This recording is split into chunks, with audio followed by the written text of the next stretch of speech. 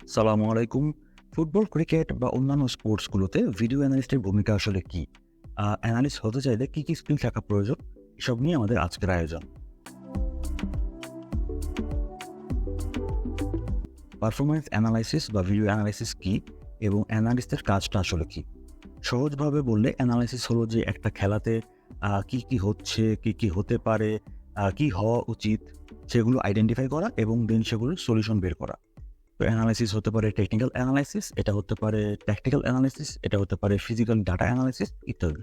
তো এক্ষেত্রে মূলত অ্যানালিস্টরা কাজ করে থাকে কোচদের সাথে।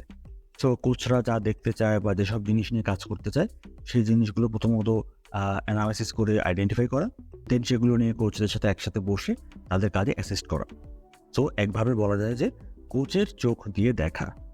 এবং কোচের চোখ দিয়ে যদি আপনি খেলাটাকে দেখতে চান, তাহলে আসলে আপনাকে মূলত ২ টা জিনিস অ্যানালিস্টের প্রয়োজন। তার মধ্যে ১ নাম্বার হলো নলেজ অফ দ্য গেম, অর্থাৎ আপনি যে খেলাটা নিয়ে কাজ করছেন, সেই খেলাটা সম্পর্কে আপনার একটা সম্যক ধারণা থাকতে হবে। এবং ২ হলো টেকনোলজিক্যাল টুলস ব্যবহার করার দক্ষতা।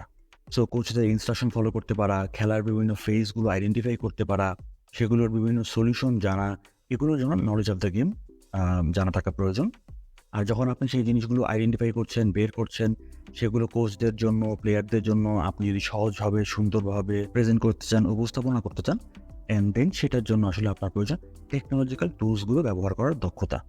তো এই ২ টা পয়েন্ট আমরা একটু ডিটেইলসে ব্যাখ্যা করার চেষ্টা করছি।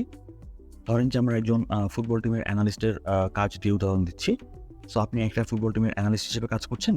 তো আপনাকে ধরেন যে কী কাজ করতে হবে? আপনাকে করতে হবে অপোনেন্ট টিম অ্যানালাইসিস, আপনাকে করতে হবে ওন টিম অ্যানালাইসিস, আপনাকে করতে হবে ট্রেনিং অ্যানালাইসিস, আপনার যদি জিপিএস থাকে তাহলে আপনি ফিজিক্যাল ডাটাগুলো ট্র্যাকিং করতে পারবেন। প্লাস রয়েছে ইন্ডিভিজুয়াল প্লেয়ার অ্যানালাইসিস ইত্যাদি। তো ধরেন যে অপোনেন্ট টিম অ্যানালাইসিস করার সময় আপনার হাতে কতদিন সময় আছে সেটার উপর ডিপেন্ড করে আপনাকে হয়তো অপোনেন্ট টিমের লাস্ট ৩ থেকে ৪টা ৫টা গেম আপনাকে হয়তো দেখতে হবে প্রথমত। দেন সেই ম্যাচগুলোকে আপনাকে কোডিং বা ট্যাগিং করতে হবে। কোডিং বা ট্যাগিং জিনিসটা কি সেটা আমরা একটু পরে ব্যাখ্যা করছি। তো যখন আপনার এই ট্যাগিং বা কোডিং করা হয়ে গেল, দেন সেখান থেকে অপোনেন্টের খেলার প্যাটার্ন আপনি বের করার চেষ্টা করবেন। অর্থাৎ তারা আসলে কীভাবে খেলে। ধরেন যে তারা কীভাবে বিল্ড আপ করে, তারা প্রেসিং করে কি করে না, তারা কীভাবে ডিফেন্ড করে, তারা কি হাই ব্লকে ডিফেন্ড করে নাকি মিড ব্লকে ডিফেন্ড করে নাকি লো ব্লকে ডিফেন্ড করে। ট্রানজিশনের সময় তারা আসলে কী করে, সেট পিস অ্যাটাকিং এর সময় তারা কী করে। ধরেন কর্নার পেল তারা, তো কর্নার অ্যাটাক করার সময় কোন প্লেয়ার তারা বক্সে অ্যাটাক করতে আসতেছে। তারা শর্ট কর্নার করছে কিনা। আবার ধরেন সেট পিস ডিফেন্ডিং এর সময় তারা কর্নার কিভাবে ডিফেন্ড করছে, তারা কি ম্যান মার্কিং করছে নাকি জোনাল মার্কিং করছে ইত্যাদি। দেন সেই ভিডিও অ্যানালাইসিসটা আপনি একটা রিপোর্ট আকারে কোচের কাছে দিচ্ছেন, অ্যান্ড দেন সেটা নিয়ে যখন কোচরা অ্যানালাইসিস করছেন বা আলোচনা করছেন, দেন সেটার উপর বেস করে তারা ডিসাইড করবেন যে পরের ম্যাচের অপোনেন্টের জন্য তিনি কিভাবে প্রিপারেশন নেবেন। তো এরপরে ধাপ হলো ট্রেনিং। তো ধরেন যে কোচ পরের ম্যাচের জন্য ট্রেনিং সেশন ডিজাইন করে ফেলেছেন, অর্থাৎ পার্টিকুলারলি এই ট্রেনিং সেশনগুলো তিনি করাবেন এই সপ্তাহের জন্য বা এই ম্যাচের আগে।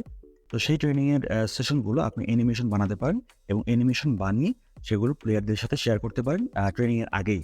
সো প্লেয়াররা ট্রেনিং করার আগেই তারা জানে যে তারা কী ট্রেনিং করতে যাচ্ছে, অ্যান্ড দেন সেখান থেকে আপনি যখন ডিরেক্ট ট্রেনিং গ্রাউন্ডে চলে গেলেন, ট্রেনিং করা হয়ে গেল, সেই ট্রেনিংগুলো আপনি আবার রেকর্ডিং করতে পারেন। আপনি ড্রোন দিয়ে বা ক্যামকর্ডার দিয়ে আপনি এই ট্রেনিং সেশনগুলো রেকর্ড করতে পারেন। কেন? যাতে করে আপনি পরবর্তীতে ট্রেনিং অ্যানালাইসিস করতে পারেন। অর্থাৎ ট্রেনিং শেষ, এখন আপনি সেই ভিডিওগুলো নিয়ে আসলেন, ভিডিওগুলো আবার সেমভাবে অ্যানালাইসিস করছেন, যাতে করে আপনি পরবর্তীতে প্লেয়ারদেরকে দেখাতে পারেন যে কোন জায়গায় তারা সঠিকভাবে ফলো করতে পেরেছে বা কোন জায়গায় তারা ইমপ্রুভ করতে পারবে বা ঠিক করে নিতে পারবে। দেন ট্রেনিং এর শেষে মনে করেন আপনার যেদিনকে ম্যাচটি চলে আসলো, দেন সেই ম্যাচের ভিডিও আপনি রেকর্ড করলেন অথবা ভিডিও আপনি ডাউনলোড করে নিলেন। এখন আপনাকে সেই ম্যাচ অ্যানালাইসিস করতে হবে। এটাকে বলা হচ্ছে ওন টিম অ্যানালাইসিস। তো সেই ওন টিমের অ্যানালাইসিসে কী থাকছে? আপনি ম্যাচে যেই জিনিসগুলো করতে চেয়েছিলেন বা যেই জিনিসগুলো নিয়ে আপনি ট্রেনিংয়ে কাজ করেছিলেন, সেই জিনিসগুলোর মধ্যে কোন জিনিস আপনি ঠিকমতো করতে পেরেছেন, কোন জিনিস আপনি ঠিকমতো করতে পারেননি, কোন জায়গায় আপনার মিস্টেক হয়েছে এবং সেই পার্টিকুলার সিচুয়েশনগুলোর সলিউশন আসলে কী হতে পারে। যাতে করে এই সেম সিচুয়েশনটা যদি আপনার পরের ম্যাচে আবার আসে, তাহলে আপনি যেন সেই সিচুয়েশনটার সলিউশন জানেন। একই মিস্টেক যেন আপনার বারবার না হয়। এবং এই অ্যানালাইসিসটা লাইভ অ্যানালাইসিসও হয়ে থাকে। লাইভ যখন খেলা চলছে তখন আসলে অ্যানালিস্টরা গ্যালারিতে উপরের দিকে একটা অংশে অবস্থান করেন, সেখান থেকে তারা ম্যাচ রেকর্ড করেন এবং সেখান থেকে ডিরেক্টলি তারা লাইভ কোডিং করেন এবং তারা যে কোডিং করছেন বা তারা যে অ্যানালাইসিসগুলো করছেন সেগুলো সরাসরি তারা ডাগআউটে বসে থাকা অ্যাসিস্ট্যান্ট কোচ তাদের কাছে পাঠিয়ে দেন। তাদের সামনে একটা স্ক্রিন থাকে এবং সেখানে তারা অ্যানালাইসিস এবং ইনফরমেশন শেয়ার করেন এবং হাফ টাইমের সময় ড্রেসিং রুমে এগুলো নিয়ে দেখানোর সুযোগ থাকছে, প্রেজেন্ট করার সুযোগ থাকছে এবং হাফ টাইমের পর অনেক সময় টেকনিক্যাল যে চেঞ্জগুলো হয় সেগুলো আসলে এই হাফ টাইম অ্যানালাইসিস লাইভ অ্যানালাইসিসের উপর বেস করেই অধিকাংশ সময় করা হয়ে থাকে। এর পাশাপাশি আপনার যদি জিপিএস থাকে তাহলে আপনি ফিজিক্যাল ডাটা ট্র্যাকিং করতে পারছেন, যেখান থেকে আপনি ট্র্যাকিং করতে পারবেন বা চেক করতে পারবেন ট্রেনিংয়ের ইন্টেন্সিটি কীরকম ছিল, ভলিউম কীরকম ছিল, প্লাস কোনো প্লেয়ারের ওয়ার্কলোড কম হয়ে যাচ্ছে কিনা বা বেশি হয়ে যাচ্ছে কিনা সেগুলো আপনি চেক করতে পারবেন। এটা আসলে আপনাকে মূলত হেল্প করবে দুটো অ্যাসপেক্টস থেকে। একটা হলো ধরেন যে একজন ফুটবল প্লেয়ার তিনি একটা নির্দিষ্ট পজিশনে খেলেন, তো তার সেই পজিশন অনুযায়ী তার যেটা রিকোয়ারমেন্ট সেটুকু সে ঠিকমতো করতে পারতেছে কিনা। যেমন ধরেন যে একজন উইঙ্গার তিনি কত কিলোমিটার ডিস্টেন্স কভার করছেন, তিনি কয়টা স্প্রিন্ট দিচ্ছেন, কত স্পিডে তিনি দৌড়াচ্ছেন, আর হার্ট রেট ঠিক কত পর্যন্ত উঠে যাচ্ছে ইত্যাদি অনেক রকমের মেট্রিক্স রয়েছে। এই মেট্রিক্সগুলো আপনি আসলে ট্র্যাকিং করতে পারবেন এবং এগুলো আপনি কম্পেয়ার করে দেখতে পারবেন যে তার স্পেসিফিক পজিশন অনুযায়ী তার যেটা রিকোয়ারমেন্ট সেটা সে ফলো করতে পারছে কিনা, বা ম্যাচে যেটা তার করার কথা ছিল সেটা সে করতে পারছে কিনা, অথবা কোনো সময় বেশি করে ফেলছে কিনা। এবং সেটাই হলো দ্বিতীয় অ্যাসপেক্টস, সেটা হলো যে কোনো প্লেয়ার ইনজুরি দিকে চলে যাচ্ছে কিনা বা তার ওয়ার্কলোড বেশি হয়ে যাচ্ছে কিনা। তো ওয়ার্কলোড আপনি ম্যানেজ করতে পারছেন। যদি কোনো প্লেয়ারের ইনজুরির চান্স বেশি থাকে তাহলে আপনি তাকে প্রোটেক্ট করতে পারবেন তার ওয়ার্কলোড ম্যানেজমেন্টের মধ্য দিয়ে। ক্রিকেট বা অ্যাথলেটিক্স এরকম কিছু কিছু স্পোর্টস আসলে রয়েছে যেখানে আসলে টেকনিক্যাল অ্যানালাইসিস বা বায়োমেকানিক্যাল অ্যানালাইসিসটা একটু বেশি করা হয়ে থাকে। সো ফর এক্সাম্পল ক্রিকেটের কথা যদি আমরা চিন্তা করি, একটা শট খেলার সময় একজন ব্যাটসম্যানের হেড পজিশন কীরকম থাকা উচিত, তার হেড পজিশন আসলে কোথায় চলে যাচ্ছে, তার ফুটওয়ার্ক ঠিকমতো হচ্ছে কিনা, বা ট্রিগার মুভমেন্ট বা ব্যাট সুইংয়ে কোনো সমস্যা হচ্ছে কিনা ইত্যাদি টেকনিক্যাল বিষয়গুলো আপনি অ্যানালাইসিস করতে পারেন। বোলারদের ক্ষেত্রে একজন পেস বোলার তার ফ্রন্ট নিটা ব্রেস্ট হচ্ছে কিনা, কোনো কারণে তার পেস কমে যাচ্ছে কিনা, ইনসুইং বা আউটসুইংয়ের সময় তার সিম পজিশন, রিস্ট পজিশন এগুলো ঠিক থাকছে কিনা ইত্যাদি জিনিসগুলো আপনি টেকনিক্যাল এবং বায়োমেকানিক্যাল এক্সপেক্ট থেকে অ্যানালাইসিস করতে পারবেন। এবার যদি আমরা চলে আসি কোডিং বা ট্যাগিং জিনিসটা কি, যেটা আমরা বলছিলাম যে টেকনোলজিক্যাল স্কিলসের মধ্যে পড়ে যাচ্ছে। সহজভাবে বললে কোডিং বা ট্যাগিংগুলো একটা ম্যাচের যে কি ইভেন্টসগুলো রয়েছে সেই কি ইভেন্টসগুলোকে ট্যাগ করে আলাদা করে ফেলা। সো ধরেন যে ফুটবলের ক্ষেত্রে build up phase, attacking phase, defending phase, transition phase বা সেট পিসগুলো এইগুলোকে আপনি আলাদা আলাদা করে ট্যাগিং করে ফেলছেন। এটার জন্য আপনাকে সফটওয়্যার ইউজ করতে হবে। সফটওয়্যার ইউজ করে আপনি কোডিং করে ফেলবেন। তো ধরেন যে এখানে আমরা এই ম্যাচটা থেকে বিভিন্ন ফেজগুলোকে ট্যাগিং করব।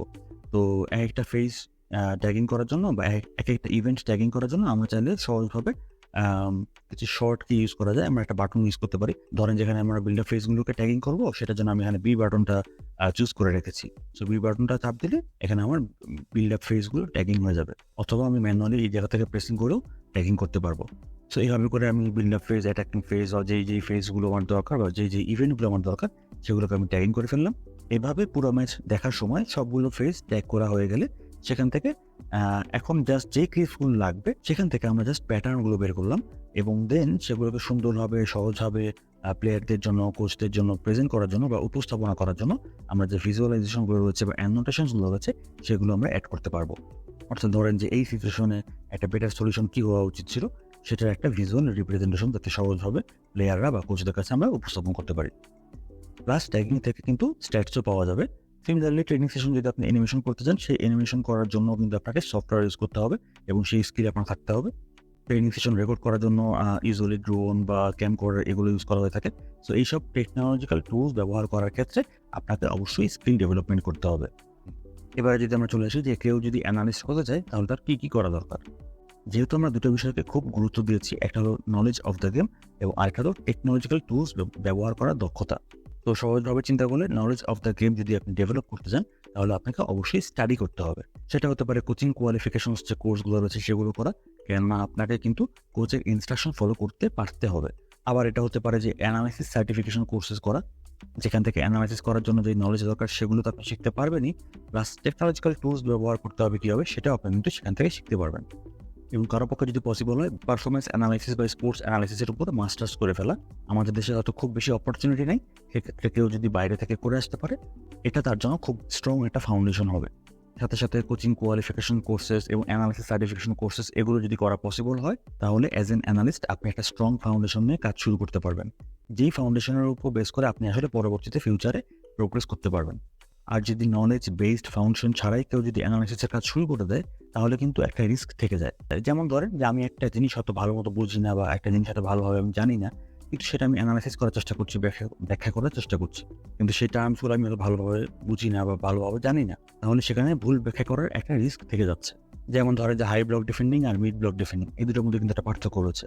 আবার হাই প্রেসিং আর কাউন্টার প্রেসিং এগুলোর মধ্যে পার্থক্য রয়েছে। এই পার্থক্যগুলো বা এই ডেফিনিশনগুলো যদি আমাদের সঠিকভাবে জানা না থাকে তাহলে ব্যাখ্যা করার সময় কিন্তু ভুল ব্যাখ্যা করার একটা রিস্ক থেকে যায়। That is Y knowledge based একটা ফাউন্ডেশন থাকা আসলে খুবই জরুরি, এবং সেই ফাউন্ডেশনটা আপনাকে পরবর্তীতে ফিউচারে আরও প্রোগ্রেস করার ক্ষেত্রে আপনাকে অনেক বেশি হেল্প করবে। তো এই ছিল স্পোর্টস অ্যানালিসিস সম্পর্কে আমাদের সংক্ষিপ্ত একটা ডিসকাশন। সময় স্বল্পতার কারণে হয়তো কিছু কিছু পয়েন্ট আমাদের মিস হয়ে যেতে পারে। যদি কোনো পয়েন্ট মিস হয়ে থাকে তাহলে সেগুলো আমরা পরবর্তীতে আবার কভার করে দেওয়ার চেষ্টা করব। প্লাস আপনাদেরও যদি কোনো স্পেসিফিক বিষয় সম্পর্কে জানার আগ্রহ থাকে তাহলে আপনারা আমাদেরকে কমেন্টে জানাতে পারেন, আমরা সেগুলো পরবর্তীতে কভার করে দেওয়ার চেষ্টা করব। আজকের মতো আমরা এখানে বিদায় নিচ্ছি। আমাদের ভিডিওগুলো যদি আপনাদের ভালো লেগে থাকে তাহলে আপনারা আমাদের ফেসবুক পেজ এবং ইউটিউব চ্যানেলে লাইক, ফলো, সাবস্ক্রাইব করে রাখতে পারেন। ইনশাআল্লাহ দেখা হবে পরের কোনো ভিডিওতে। সবাই ভালো থাকবেন। আসসালামু আলাইকুম।